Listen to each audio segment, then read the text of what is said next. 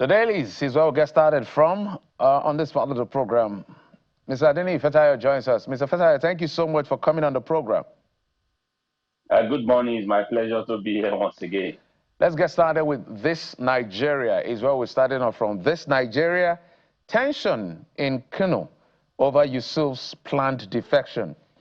Governor expected to defect to APC with allies. The unusual level of surveillance signaled official concern over possible political unrest. Mr. Fetayo.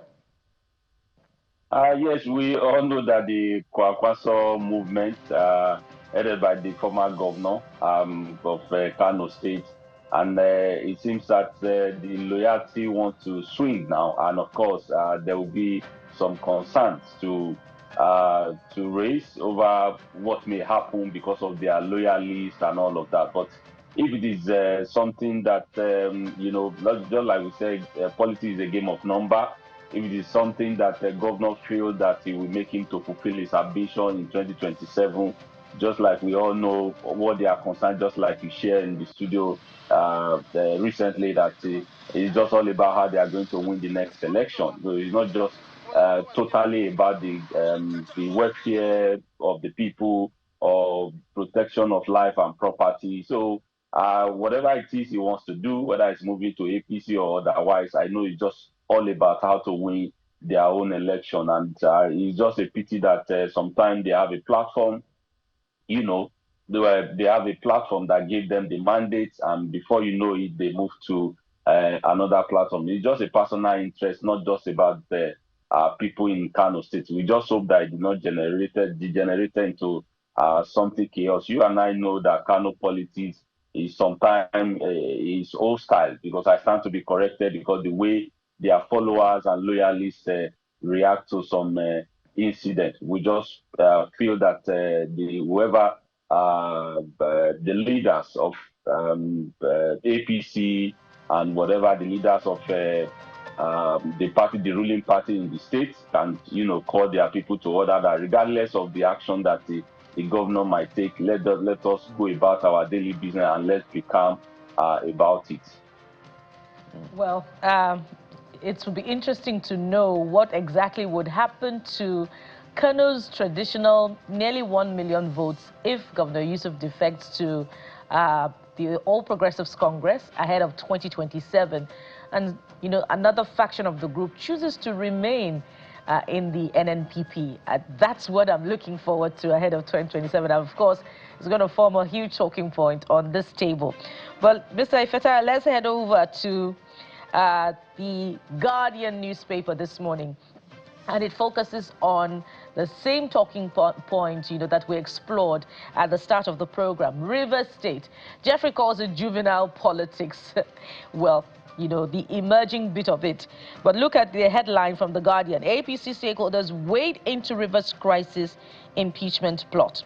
And we see the actors there: Governor Fubara, Minister Nyesom Wike, the president, and of course Speaker Martin Amewule. Do you see this new twist to the Rivers political crisis as a signal to peace, or it's going to lead us to another complex turn of events in the coming days? Mr. Ifetayo. Yes, it depends if Mr. President, steps in on time and to arrest the kind of unwarranted attack or situation or the process that Rivers State House of Assembly is about to embark on. It's just a pity that they don't know this thing will snowball to making investors lose confidence in the state, or bringing their hardened resources or money to come and invest in that state. It's not just because of what they have, but what can the Rivers State attract more into the state. But going about this impeachment, just like two of the assembly members said, look, our colleagues, let's just turn a new leaf. I know that the governor on his own part has his own saying, and of course, the underlying political tone, maybe from people who are loyal or loyalists to former governor and the minister of FCT, Nyesom Wike, they want to do the bidding of their master. I stand to be corrected. all these does not attract what I would call not just foreign direct investment. Even some people who are looking to do business, who have been doing business there. So they should look beyond just what can I get, what can I control, how can I rule indirectly, or third time agenda, as we put it, or as we normally say in Nigeria. So the earlier the Mr. President step in and call them to order, we've heard them saying that some of the leaders and national elder, even within and outside the state, have waded into the matter to say, please, let's just take things easy, and let's so that the people of Rivers State can enjoy the dividends of democracy. But when you continue to fight, when you continue you want to wield your power, you want to show who is the strongest. Like they said, where elephant fight, is only the grass that suffers. So it's just the citizen. It will reduce the governance. It will reduce a dividend of democracy in that state, and it will not be doing Rivers State a good thing. So they should all reconsider, and just make sure that the people who put them in power enjoy the dividends of democracy, not just who control the affairs. We hope that I don't know.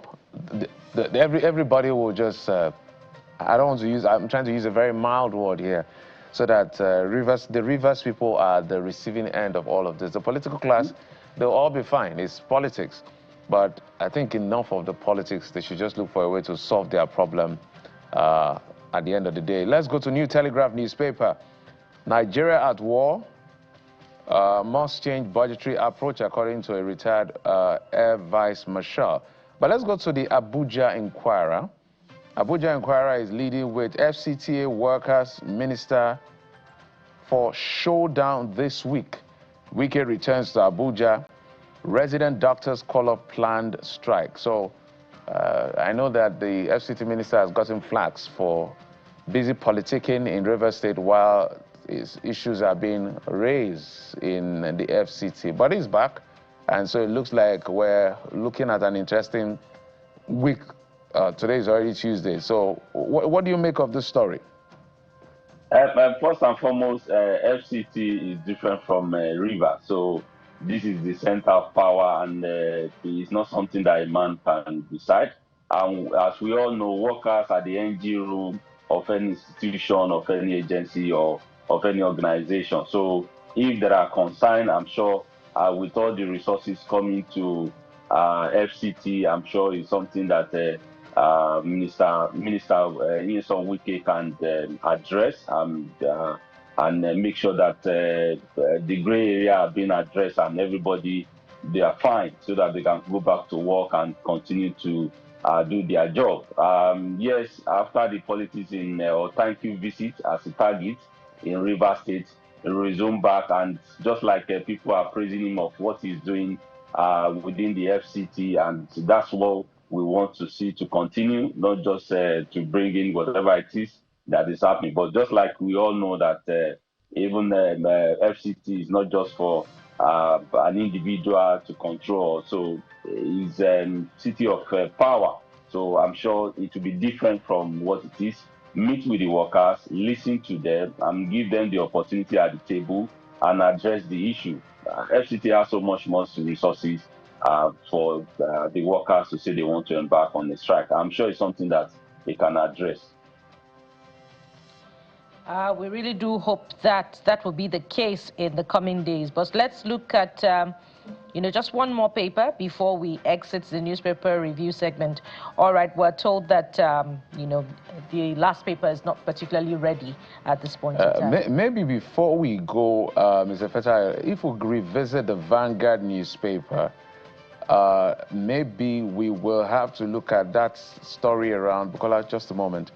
If we go to MBS alleged fears over December inflation spike as will be ones of poverty. That is, I think that, okay, I thought we have that story on the Vanguard, the Guardian newspaper. But I wanted you to respond to some other headlines on the Guardian newspaper as we've listed. But we must thank you so much, Mr. Fetayo, for coming on the program. We appreciate it. Thank you. It's my pleasure to be here once again. All right, we'll take a break. When we come back after this break, we'll be talking to a medical doctor over the issue of the flurry of conversation that is in the polity right now. Chimamanda Adichie, actually the renowned author, lost her son, and they are alleging medical negligence. Now, since that incident occurred, there's been so many people coming out to, raise concern about medical negligence. Some reporting to us how they lost a brother, how they lost a family member, how some of them are even in court. But let's talk to the practitioners and look at the entire picture. What exactly is going on? We have great doctors and great facilities, but sometimes these things happen and it's very disturbing. So that you and I will not be scared of going to our hospitals, because we know some of our doctors are the best around the world. So what exactly is going on here? That's the question. Join us in just a moment. We'll be right back.